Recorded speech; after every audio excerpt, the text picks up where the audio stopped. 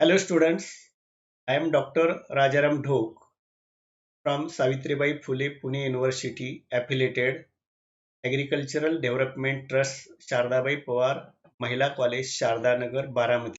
Let's start.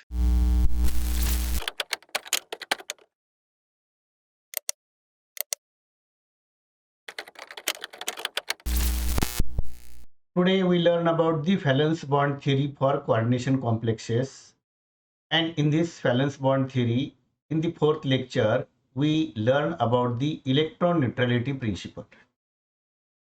So before studying the electron neutrality principle, we have to see what is meant by formal charge. So for the formal charge, there is one of the objections raised to Pauling valence bond theory of these coordination compounds that there would be an accumulation of negative charge on the central metal atom or ion during the formation of a complex. The formal charge developed on the metal and the ligand due to the shifting of electron pair is called the formal charge. So when metal and ligand interact with each other, then at that time the electron is shifted from each other, and at that time there is formation of this formal charge. So to study the formal charge in octahedral complexes, we take some examples. So here we take the example of this Fe. So in the FeH2O6 3 plus, the formal charge is -3. In FeH2O6 2 plus, the formal charge is -4. And in FeCN6 4 minus, the formal charge is -4. So how that formal charge is formed? For that purpose, we see by taking the certain examples.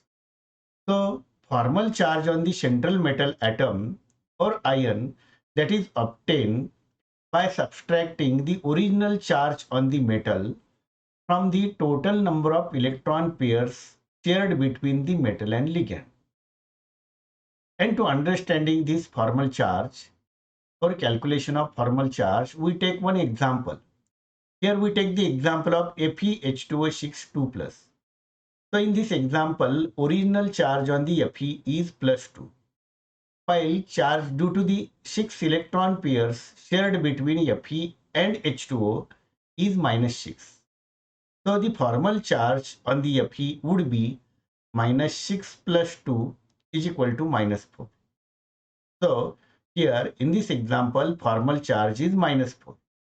So Pauling suggested that such a situation would not arise due to certain reasons, and mainly he explained the two reasons for that.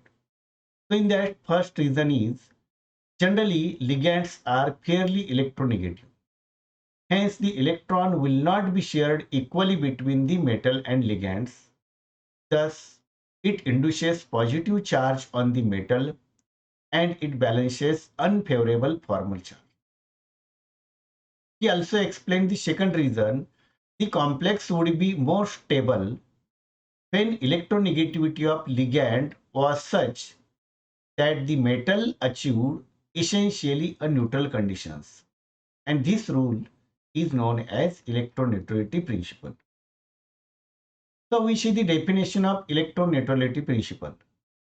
So Pauling explained the electroneutrality principle, and he stated that principle that electrons are distributed in a molecule in such a way as to make the residual charge on each atom zero or very nearly zero except that of hydrogen.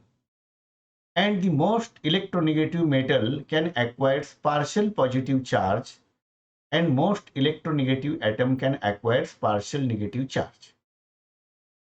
So such type of principle that is called as electroneutrality principle. The charge on the atom is decreased by two reasons, and in that first is change in the polarity and second is change in the amount of ionic character of that bond. So this principle is applicable to the complexes which are unstable, because of the accumulation of excessive negative charge on the metal.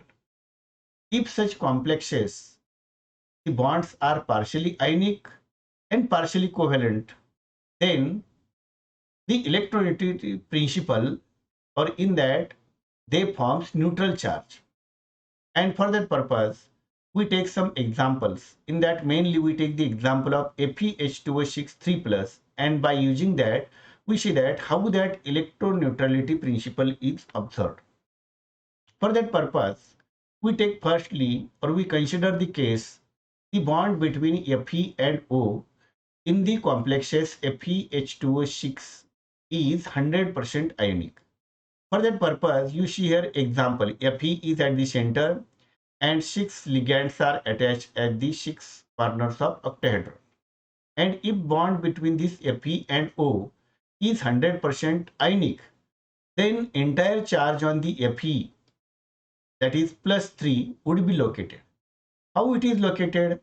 Because in case of this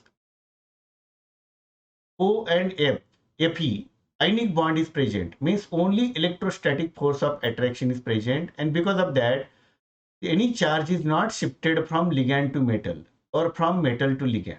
And so original charge of the Fe as +3 remains as it is. And so bond or charge on the Fe and O, or charge on the Fe, is +3. Now we consider the second case. The bond between that oxygen and Fe, or ligand and metal, is 100% covalent. So when it is 100% covalent, then what happens? So if all the Fe and O bonds are 100% covalent, means there is equal sharing of electron between Fe and O. So in that case, the formal charge on the Fe would becomes -3. So how it becomes -3? Because here oxygen donates an electron pair and this oxygen acquires +1 charge, while Fe accepts electron pairs and Fe acquires -1 charge. So from 6 ligands, Fe acquires -6 electron charge and original charge of Fe is +3. So here formal charge becomes -3. So you remember that in case when there is 100% covalent bonding, then formal charge is -3. When there is 100% ionic bonding, then there is +3 formal charge on Fe. Now we consider the third case. The bond between Fe and O is 50% ionic and 50% covalent. So when there is FeO bond is 50% ionic and 50% covalent, then oxygen would get +1/2 formal charge and Fe would get -1/2 formal charge. So there are total 6 ligands and every ligand carries +1/2. So total 6 ligand carries +3 charge and this Fe carries -3 charge. So original charge on Fe is +3. So net charge on Fe becomes 0. So here this +3 and -3 are cancelled with each other, and so charge on the Fe becomes 0. So residual charge on the Fe, that is the 0. Now how that 0 charge is formed? For that purpose, again we see that in detail. For that purpose, we draw here the separate charges. So here oxygen carries, or oxygen takes electron from 2 hydrogens.